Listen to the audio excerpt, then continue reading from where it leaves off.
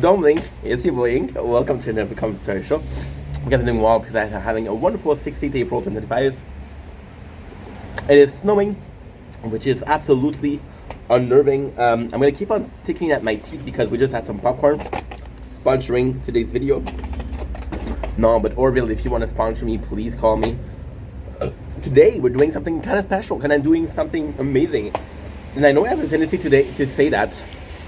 Say, oh, we're doing something amazing. We're always doing something amazing. But today, we're really pushing the envelope. And now what you're saying, Ink, what do you mean?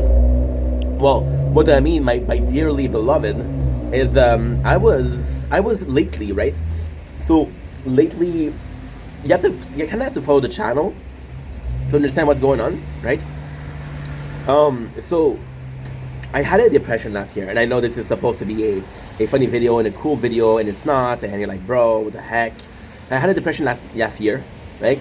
Where I realized how much I sacrificed for making content, kind of fell out of love with it for a little bit, and then we went back and forth, right? So when we came back and forth, the first thing that we did was to work out, right? And the working out is going super well. We're constantly losing weight, but the first goal of it was to, sorry, we're playing the tower at the same time, was to, push your limit, do something that is different from what you're usually doing, do something that means something, do something that is purposeful but also meaningful, right? So losing weight was something, right? And I really pushed the envelope, and there was this extreme thrill of doing something that I wouldn't normally do, because, I think we get comfortable in what we're doing, right? I think we get really comfortable in what we're doing. Now, this is not my first depression, right? Right now we're cured. We're not depressed anymore.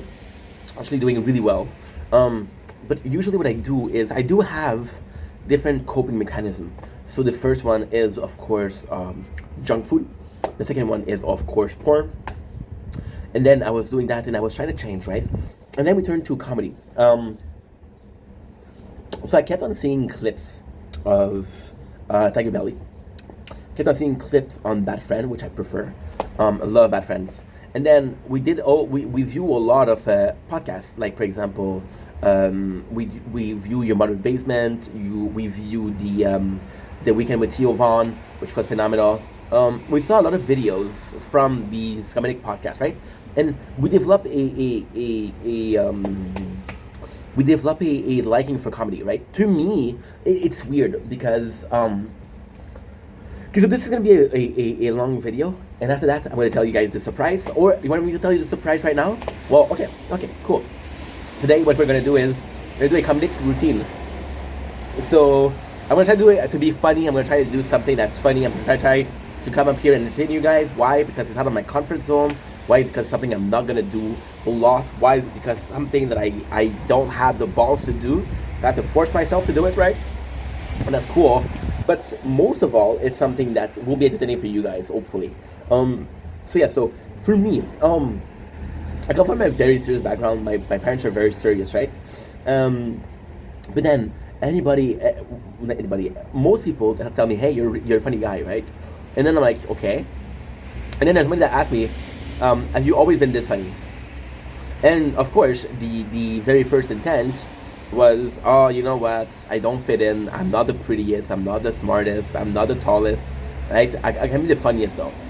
So it was auto derision. It was a lot of okay, well, I want to fit in so badly that I'll make fun of myself. Because I make fun of myself, people are gonna be laughing, right? Because they're laughing, right? Hopefully at me or with me. Then I'm part of the group, right? And then I realized that my parents are actually funny people. Like my father, like the sense of humor that I have, right? The sense of humor that I have is not jokes, right? For example, I'm gonna listen to Tiger Belly. Why did I say Tiger Belly? Because we just watched a documentary on Kalila, right? Which is the ex of Bobby Lee. Yeah, I know my shit. So when I look at my parents aren't funny. My parents aren't funny people. They're not funny people. They're not funny people. They're very serious people. But they do something that's funny. For example, my mom will get offended, and really offended, and say, hey, you can't do that, you can't do that. But it's a normal thing. And she's so offended that it's kind of funny because, yeah, mom, relax. Or my father. My father's gonna say some shit that are outlandish. Outlandish. It is funny. It's funny. Like, for example, if I'm not polite with him, I'll say we didn't race big together. But I'll say this at the restaurant, and that'll make me laugh. So the kind of humor that I have is a bit unorthodox, right? And I think it's easy to have good jokes. It's easier to steal good jokes. But being funny on your own is actually quite hard. And I was watching, and I have to give a shout out to Chris Stefano. Just because the name is cool. I'm Stefan, my real name. But mostly because he did a comedic routine, which is the 9/11, which is the famous story about his father going to the principal office. And it was just a great show. He was acting drunk on scene. He was outlandish. It was just really funny. And I don't know about that because we have a colonel that's really, really stuck in there. And I don't know about that because there's something about that's special, right? So not special. It's not a Netflix special. It is really the 9/11 story with his father, and he gets kicked out of school, and his father gets him back in school, right? And I don't know why. There's something about that.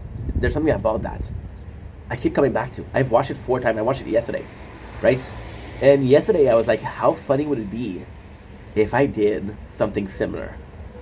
If I should do something similar. And there was this complete fear of, no, you're not going to be able to. You're never going to be able to pull that out. You don't have the balls to do a comedic routine, right? And mostly, ultimately speaking, it's a win-win for me.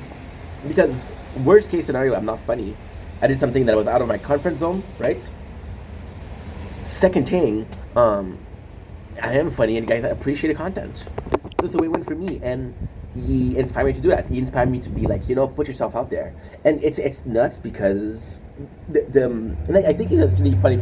He's fucking funny. Chris Stefano is really, really funny. I like the guy. But the specific video that I have in mind is 7 minutes and 51 seconds. Right? He's in a bar, and I don't know what the bar is. He has a red shirt. I think it's one of his most popular video. And when you think about making a comedic routine, you think about being there for an hour. I can easily do 7 minutes and 50 seconds. What if all of this talking was just to achieve 7 minutes and 50 seconds? How easy would it be to talk for 10 seconds? So, next week we're going to be doing that. We're going to be trying it. I don't know how I'm going to do. I don't know how I'm going to perform it under the pressure. But here's us finding out. There you go.